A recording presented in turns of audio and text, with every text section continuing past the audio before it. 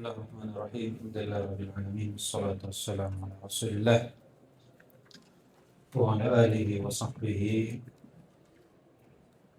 wa man wala ma ba'd.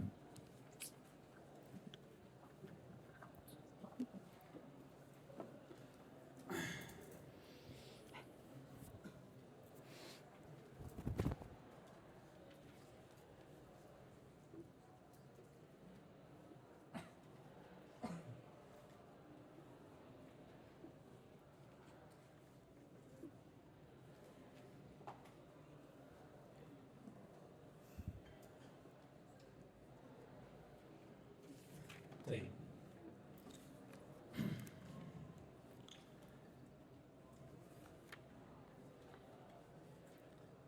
Di pertemuan yang lalu membahas tentang penulis biografi dari penulis rahimahullah taala, di mana penulis bernama siapa? Abul Ahmad bin Halim bin Abdul Salam. Kunyanya Halim Abul Abbas, dikenal dengan Syekhul Islam Ibn Taimiyah. Dan kitab ini dinamai dengan Al-Aqidah Wasithiyah, di mana penulisan kitab ini disebabkan karena permintaan seseorang yang datang dari tempat namanya Wasit. Kemudian beliau menuliskan untuknya kitab tersebut.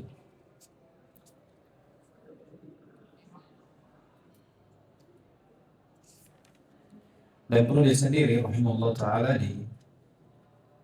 di biografi beliau itu meninggal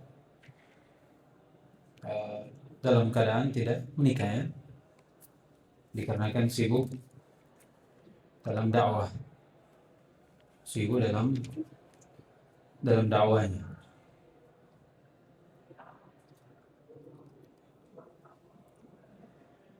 Dan umur beliau meninggal di umur 67 tahun. 67 tahun. Jadi dia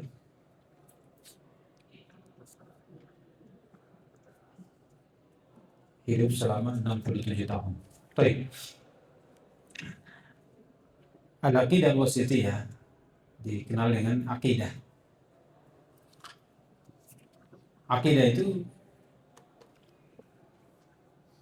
dari kata aqad. Ya. Aqada yaqilu aqdan, aqidatan. Sesuatu yang terikat. Sesuatu yang terikat. Namun terikatnya ini bukan terikat yang biasa, tapi terikat dengan kuat. Iya. Terikat kuat.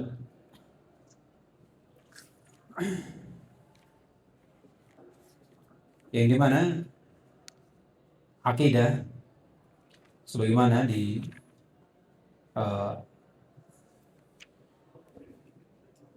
diartikan oleh sebagian dari ulama, yaitu al-hukmu al-dhihni al-lazim, bentuk ketentuan yang pasti, keyakinan yang pasti.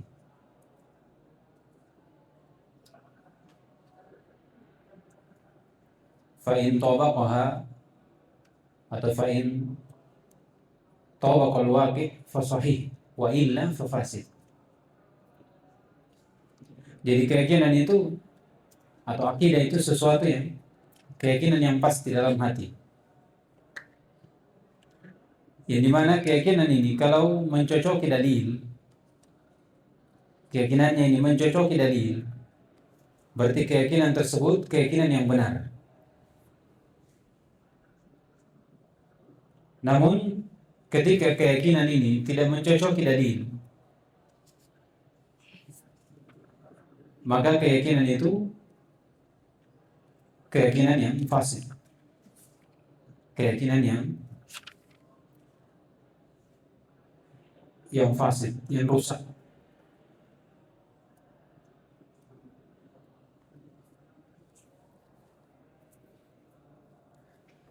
Jadi itu dari pengertian akidah.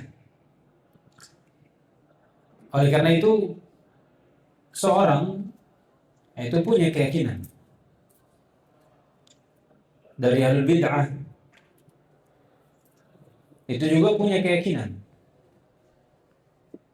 Tapi keyakinan yang rusak, dikarenakan tidak mencocoki Al-Quran dan Sunnah.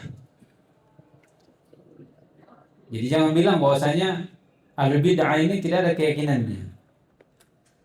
Kita katakan dia punya keyakinan, tapi keyakinan yang rusak. Apa yang menjadikan keyakinan mereka rusak? Jawabannya, karena tidak mencocoki dalil. Jadi ukuran keyakinan ini benar atau tidak, sahih atau fasik, itu berdasarkan kecocokannya dengan Al-Quran dan Sunnah. Ketika keyakinan yang dibangun di atas Al-Quran dan Sunnah, maka itulah keyakinan yang benar. Seperti seorang meyakini Allah Subhanahu wa ta'ala di atas. Ini keyakinan benar atau tidak? Allah Subhanahu wa ta'ala di atas. Benar atau tidak? Benar. Kenapa dikatakan keyakinan Allah di atas itu benar? Ya, karena Al-Quran dan Sunnah menunjukkan akan hal tersebut. Ketika seorang meyakini Allah Subhanahu wa ta'ala tidak di atas, atau meyakini Allah SWT di mana-mana, ini keyakinan benar atau rusak? Rusak. Apa yang menjadikan keyakinan ini rusak? Karena tidak mencocoki dari dalil. Dalil itu menunjukkan Allah di atas, bukan di mana? Di mana-mana. Misalnya keyakinan Allah SWT tidak turun. Maka ini keyakinan rusak atau benar? Rusak. Karena dalil menunjukkan Allah SWT turun. Maka yang wajib untuk kita yakini dengan keyakinan benar adalah Allah turun. Itulah yang namanya keyakinan. Itulah namanya keyakinan. Misalnya seorang meyakini ahlus syirk, meyakini bahwasanya ada sembahan yang berhak untuk diserahkan ibadah selain Allah. Ini keyakinan apa? Keyakinan rusak. Keyakinan rusak. Karena hakikat atau apa yang ditunjukkan dalil tentang keyakinan tersebut, yaitu tidak ada sembah yang berhak untuk disembah kecuali Allah Subhanahu wa ta'ala. Allah Subhanahu wa ta'ala. Baik, itulah yang disebut dengan akidah. Bisa dipahami? Jadi akidah itu apa? Keyakinan yang pasti dalam hati. Jika keyakinan ini mencocoki Al-Quran, maka itu keyakinan apa namanya? Akidah apa namanya? Akidah yang benar. Kalau akidah dan keyakinan ini tidak mencocoki Al-Quran dan Sunnah, maka akidah itu disebut akidah yang fasik. Jadi bertanya, apakah Ahlul Bid'ah dari Mu'tazilah, Jahmiyah punya keyakinan? Jawabannya, punya. Tapi apakah keyakinannya benar atau tidak? Tidak benar. Keyakinan mereka Allah di bawah, Allah tidak di atas. Keyakinan mereka Allah SWT tidak memiliki sifat. Cuma nama, tidak ada sifat. Itu keyakinan batil. Keyakinan yang rusak. Karena nas Al-Quran dan Sunnah menunjukkan Allah SWT memiliki sifat. Kemudian ilmu akidah itu dari ilmu yang wajib untuk seorang mempelajarinya. Ilmu akidah ini pokok dasar bagi seorang hamba dalam kehidupannya, dalam muamalatnya, terkhusus dalam ibadahnya. Kapan keyakinan yang dimiliki dia yakini ini rusak, maka apa yang dibangun di atasnya juga akan rusak. Jadi mempelajari akidah hal yang wajib dengan akidah yang benar. Dan sumber dari akidah yang benar tentunya bersumber dari mana? Al-Quran dan Sunnah di atas pemahaman para as-salaf. Ketika seorang membangun akidahnya di atas Al-Quran dan Sunnah dengan pemahaman para salaf, maka tentunya dia akan berakidah dengan akidah yang benar. Dan itulah yang wajib untuk kita ketahui. Wajib untuk kita ketahui. Dan ilmu akidah, ilmu yang dikenal atau disebut dengan asyraful ulum, dari cabang ilmu yang paling mulia, ilmu akidah. Di mana dalam pembahasan akidah dibahaslah Allah Subhanahu wa taala yang maha mulia. Karena dalam pembahasan akidah dibahas Allah Subhanahu wa taala yang maha mulia. Oleh karena itu kata sebagian ulama, syaraful ilm bi syarafi al-ma'lum. Kalau mau lihat kemuliaan suatu ilmu itu, lihat apa yang dipelajari pada ilmu itu. Kalau dikatakan dalam pembahasan akidah, apa yang dibahas? Mengenal Allah Subhanahu wa taala. Dan Allah ini maha mulia. Maka cabang ilmu akidah, ilmu yang paling mulia. Karena dibahas di dalamnya Allah Subhanahu wa taala yang maha mulia. Dan juga ilmu akidah, ilmu yang tertinggi. Ilmu yang tertinggi. Sebagaimana disebutkan Ibnu Taimiyah. Karena ilmu akidah dibahas Allah Subhanahu wa taala yang maha tinggi. Allah Subhanahu wa taala yang maha tinggi. Al-ilmu al-a'la huwa al-ilmu al-ilmu al-a'la huwa al-ilmu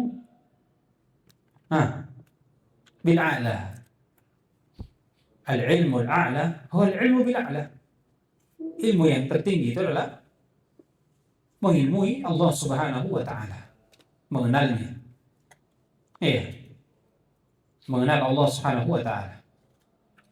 Kata Ibnu Qayyim dalam kitabnya Ighasatul Lathfan, "Law anna ahadan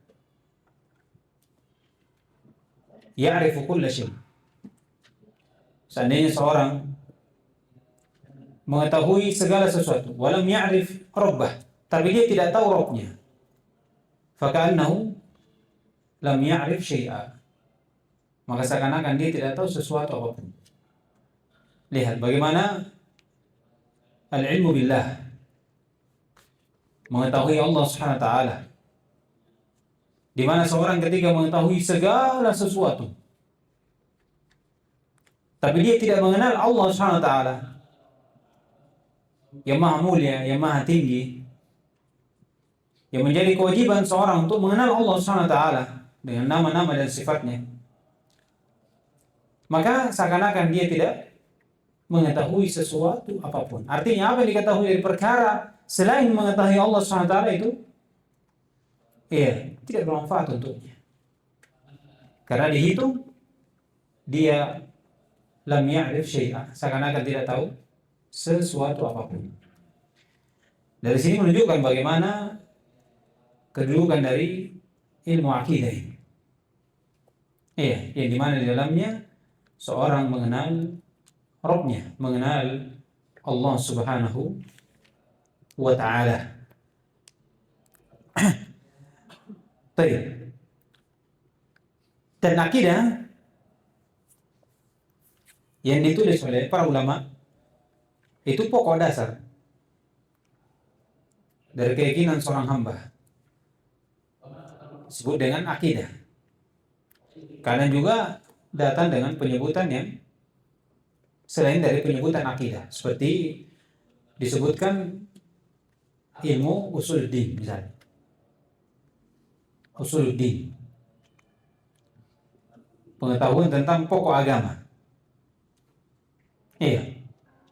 Disebut dengan ilmu usuluddin. atau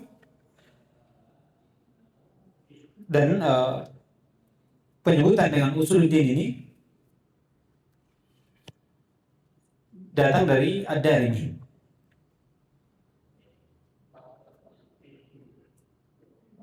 Tak kala dia menyebutkan tentang sahabat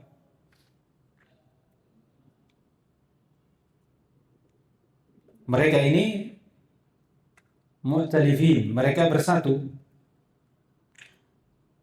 fi usuluddin, lam yatafarraqu fihi. Mereka bersatu dalam usuluddin, dalam pokok agama dan tidak berpecah belah padanya. Itu penyebutan akidah. Datang juga penyebutan yang lain dengan kandungan yang sama, disebut dengan al-fiqhu al-akbar, yang dimana ini disandarkan kitab ini kepada Al-Imam Abu Hanifah. Al-Imam Abu Hanifah. Yang diinginkan fiqhul akbar di situ berkaitan dengan akidah, berkaitan dengan pokok akidah Ahlussunnah wal Jamaah. Kadang juga datang dengan penyebutan as-sunnah. As-sunnah membahas di dalamnya tentang pokok akidah Ahlussunnah wal Jamaah, tapi disebut dengan as-sunnah. As-sunnah. Iya, inilah yang dinamai oleh Al-Imam Al-Barbahari kitabnya Kitabus Sunnah atau Syarhus Sunnah. Kitabnya dengan judul Syarhus Sunnah. Dan sunnah ini kan di situ adalah pokok akidah. Alaikum bisunnati. Alaikum bisunnati. Kata Nabi SAW. Itu wajib kalian untuk berpegang dengan sunnahku. Iya, sunnah itu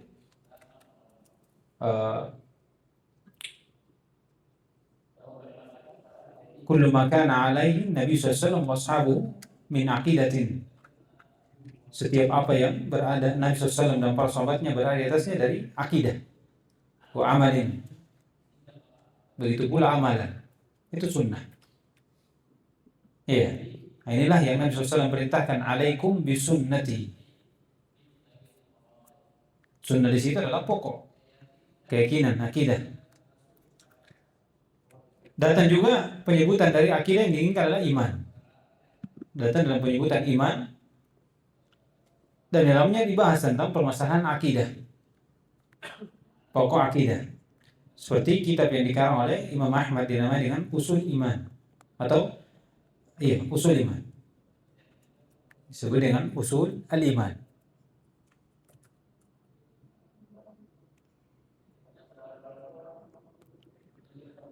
Dan juga datang dengan penamaan tauhid. Penamaan tauhid, tapi di dalamnya membahas tentang akidah, pokok akidah dari Ahlussunnah wal Jamaah. Seperti karangan yang dibuat oleh Ibnu Huzaimah, Kitabut Tauhid. Kitabut Tauhid. Banyak juga di antaranya penyebutan ini dengan syariah. Kitab Asy-Syariah. Iya. Yang ini dikarang oleh Abu Bakar Al-Jurri. Datang juga penyebutan dari Ibn Battah.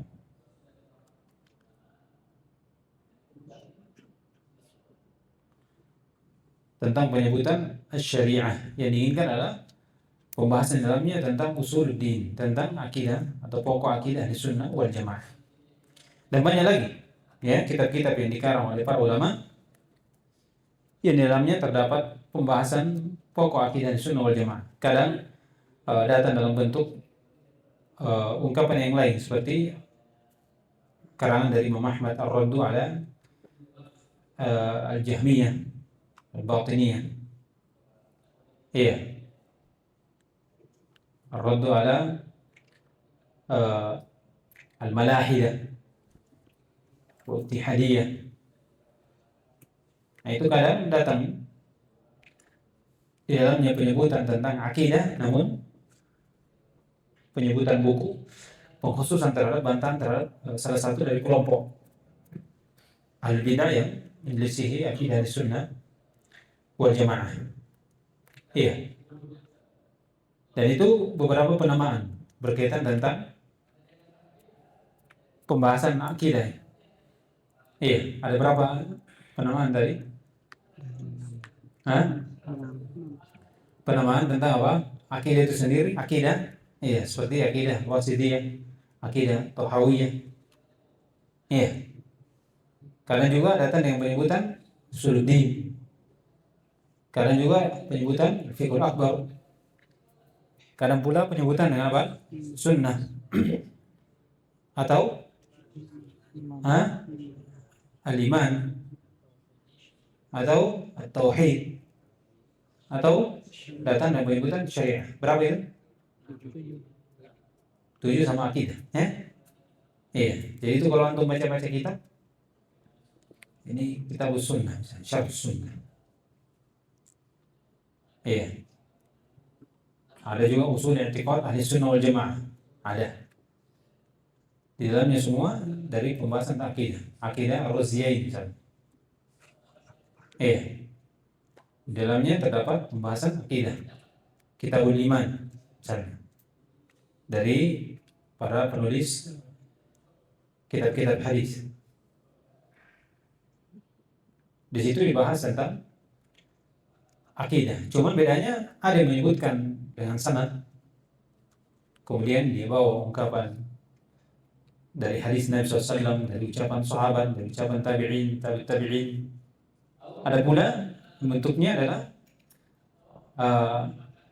bukan dalam penyebutan hadis, tapi penyebutan secara terperinci.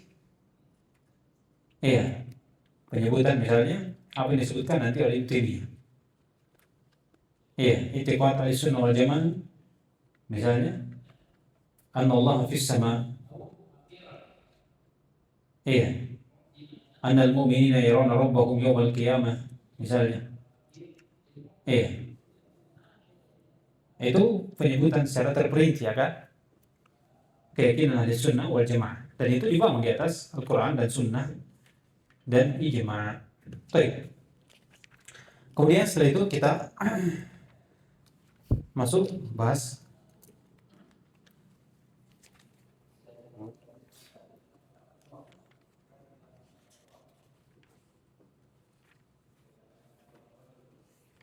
apa yang disebut oleh Ibnu Taimiyah rahimahullah ta'ala.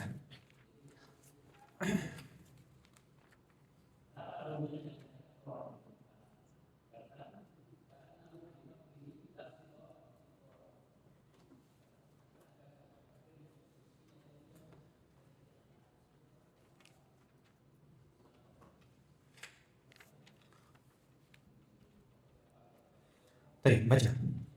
Siapa yang baca?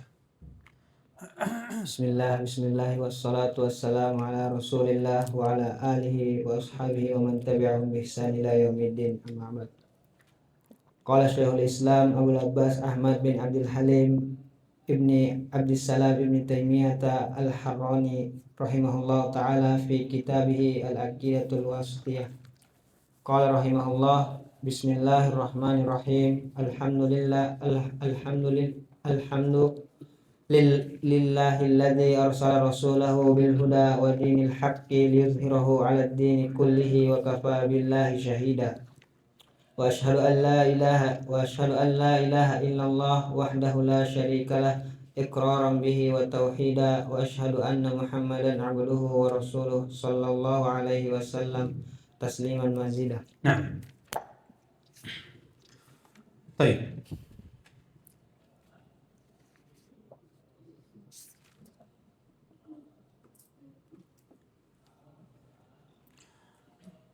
Kata beliau, Bismillahirrahmanirrahim. Penulis membuka kitabnya dengan basmalah. Tentunya sebagaimana yang berlalu bersama kita, bahwasanya seorang penulis ketika memulai kitabnya dengan basmalah tentunya karena mengikuti Al-Quran, yang kedua mengikuti sunnah Nabi Shallallahu Alaihi Wasallam ya dalam penulisannya. Tak kala dia mengirim risalah kepada beberapa dari Malik. Demikian pula bentuk pengikutan terhadap para salaf dari ulama imam yang menulis kitab, apakah itu kitab hadis atau selainnya, di mana mereka memulai penulisan itu dengan basmalah. Tentunya ketika ulama membuka kitabnya dengan basmalah itu dikarenakan bentuk seorang meminta pertolongan kepada Allah SWT. Oleh karena itu para ulama membawa bahwasanya ba dalam basmalah di situ itu ba lil isti'anah. Ba lil isti'anah. Bukan sebagaimana yang diyakini oleh Al-Mu'tazilah. Al-Mu'tazilah itu menganggap bahwasanya ba di situ lil musahabah. Itu bedanya. Jadi dari sini saja itu kita Ahlussunnah wal Jamaah itu sudah terbedakan dengan Ahlul Bid'ah dari memberikan makna ba pada basmalah. Yang membawa makna ba di situ isti'anah itulah akidah Ahlussunnah. Namun yang membawa makna ba di situ ba musahabah itulah Ahlul Bid'ah. Mengapa demikian? Ya, tentunya Ahlussunnah menjadikan ba di situ ba isti'anah karena mereka meyakini bahwasanya mereka tidak akan bisa melakukan sesuatu kecuali melalui pertolongan Allah Subhanahu wa taala. Iya. Tidak bisa dia menyelesaikan sesuatu kecuali karena Allah mudahkan. Allah berikan pertolongan, kemudahan untuk melakukan sesuatu. Iya. Karena mereka keyakinan itulah. Mereka dalam setiap apa yang mereka lakukan, mereka isti'anah kepada Allah Subhanahu wa taala. Jadi itu tujuan. Adapun Mu'tazilah itu menganggap meyakini bahwasanya ba di situ ba lil musahabah. Apa yang menjadikan apa dasar kenapa mereka menganggap meyakini ba di situ musahabah? Karena keyakinan mereka itu beda dengan keyakinan Ahlussunnah wal Jamaah. Keyakinan mereka terhadap hal tersebut bahwasanya makhluk itu dalam melakukan sesuatu tidak ada hubungannya dengan qudrah dan masyiah Allah. Iya, tidak ada. Perbuatan mereka yang ciptakan sendiri. Perbuatan mereka yang kendalikan sendiri. Iya, mereka yang kendalikan sendiri. Tidak ada hubungannya dengan qudrah Allah, tidak ada hubungannya dengan masyiah Allah. Tidak ada. Iya, mereka memutus masyiah dan qudrah Allah terhadap perbuatan makhluk. Itu keyakinannya. Artinya kalau dikatakan ba isti'anah berarti mengharuskan kita meminta pertolongan kepada Allah supaya Allah menghendaki dan memudahkan kita. Itu keyakinan siapa? Ahlussunnah. Adapun mereka tidak. Makanya mereka menganggap ba di situ musahabah. Apa artinya musahabah? Bersama nama Allah. Artinya tidak ada hubungannya. Kalau ba isti'anah dengan nama Allah SWT, dengan nama Allah. Iya. Meminta dengan nama Allah SWT, meminta pertolongan dengan nama Allah SWT untuk melakukan ini dan itu. Kalau mereka tidak, dia samakan. Artinya, ada Allah atau tidak ada? Bersama Allah atau tidak bersama Allah, tetap dia akan bisa melakukan sesuatu. Karena dia menentukan dirinya sendiri. Mau berbuat atau tidak. Oleh karena itu, dibangun di atas akidah itu, apa mereka katakan? Ketika seorang hamba melakukan kebaikan, maka wajib untuk Allah membalas si hamba tersebut. Ketika seorang hamba melakukan dosa dan maksiat, maka wajib untuk Allah memasukkan dia dalam neraka. Kenapa mereka wajibkan? Hah? Kenapa mereka mewajibkan Allah? Karena dia melakukan atas usahanya sendiri. Tidak ada kaitan dengan Allah. Allah cuma membalas. Allah cuma membalas. Adapun seorang hamba yang beriman dengan akidah yang benar, tidak. Iya. Ketika dia berada di atas kebaikan, ketaatan, iya, senantiasa dia merendah dan meyakini, iya, wa qaulul hamdulillahilladzi hadana wa ma kunna linahtadiya laula an hadana Allah. Laula Allah, wallahi laula Allah ma tasaddaqna wala sallaina. Iya. Wala Allah ma sallaina wala tasaddaqna. Iya. Wala tadaina. Seandainya bukan Allah, kita tidak akan sholat, tidak akan memberi sedekah, dan tidak pula berada di atas hidayah. Walaupun dia di atas ketaatan, senantiasa dia mengingat Allah SWT, karena tidaklah dia seperti ini kecuali karena pertolongan. Adapun mereka tidak. Iya, mereka mewajibkan Allah membalas setiap dari apa yang dilakukan. Apakah kalau itu kebaikan, wajib dibalas dengan surga. Wajib dibalas dengan balasan, jasa kebaikan, pahala. Kalau dia ada dosa, maka wajib Allah SWT masukkan dia dalam neraka. Bisa dipahami? Jadi dari sini saja terlihat, terlihat akan makna dari huruf. Oleh karena itu, di antara kesesatan, sebab kesesatan terbesar dari al-bid'ah adalah bagaimana mereka membawa dari permasalahan itu hanya dari sisi bahasa. Setiap sesuatu dibawa kepada bahasa. Seperti dia bawa kepada makna yang bisa dimanakan tentang musahabah, bisa pula dengan isti'anah. Tapi dia ambil kemana? Dia ambil musahabah. Apa yang membangun di situ? Akidah. Demikian pula karena mengikuti hawa nafsu. Mengikuti hawa nafsu. Baik. Banyak contoh berkaitan dengan ini. Seperti tatkala Nabi SAW, tatkala Allah SWT menyebutkan lan tarani.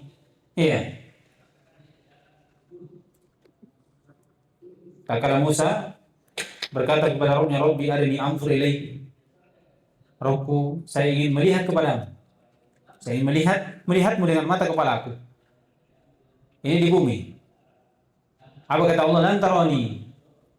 Engkau tidak akan melihatku. Lihat. Dibangun di atas ayat ini lan tarani, Allah tidak akan dilihat. Tidak di dunia, tidak di akhirat. Dari mana? Karena mereka membawa lan di sini, lan nafi, tapi bukan sekedar menafikan, tufidut ta'bid, menafikan secara selamanya, abadiyah. Kalau menafikan secara abadiyah, berarti Allah tidak dilihat, tidak di bumi, tidak pula tidak di dunia, tidak pula di mana? Di akhirat. Itu kalau dibawa lan bermana apa? Ta'bid, selamanya. Dan itu bahasa mereka. Supaya menolak keyakinan Allah dilihat pada hari kiamat.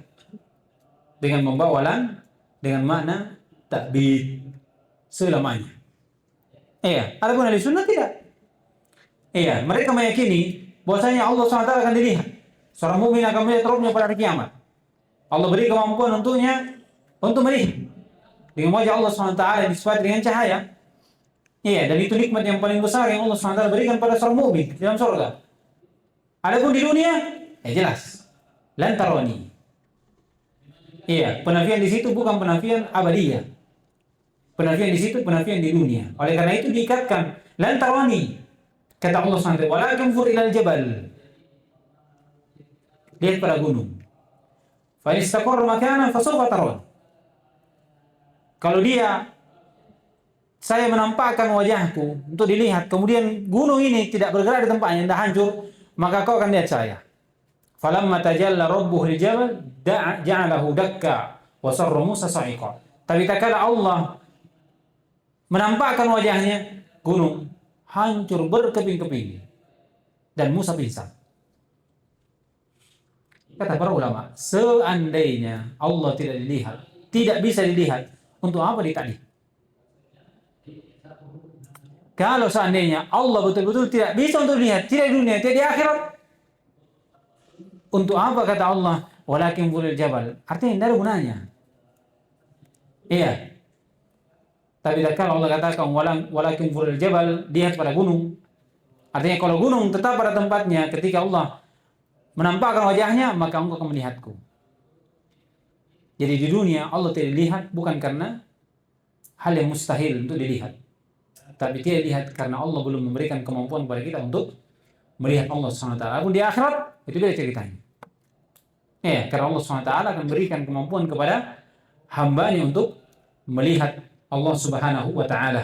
Kata Nabi SAW, hijabuhu nur. Ya, lau kasyafaha la ahraqat subuhatu wajhi man tahira basruhu. Hijab Allah itu cahaya. Seandainya Allah, kalau Allah menyingkap dari cahaya itu, hijab itu, maka setiap apa yang dipandang oleh Allah akan terbakar. Dan ketika di dunia, jelas. Namun di akhirat, tidak seperti itu. Karena Allah SWT akan memberikan kekuatan kepada, kudro kepada hambanya yang mukmin untuk melihat Allah SWT, di mana itu adalah nikmat yang paling agung yang Allah SWT berikan di akhirat. Adapun di dunia adalah nikmat berjumpa atau rindu melihat wajah Allah Subhanahu wa Ta'ala. Baik, itu pembahasan tentang basmalah. Ya, secara ringkas kita mengambil faedah akan perbedaan dari akidah Sunnah wal Jamaah dan akidah Ahlul Bid'ah, yaitu akidah Mu'tazilah.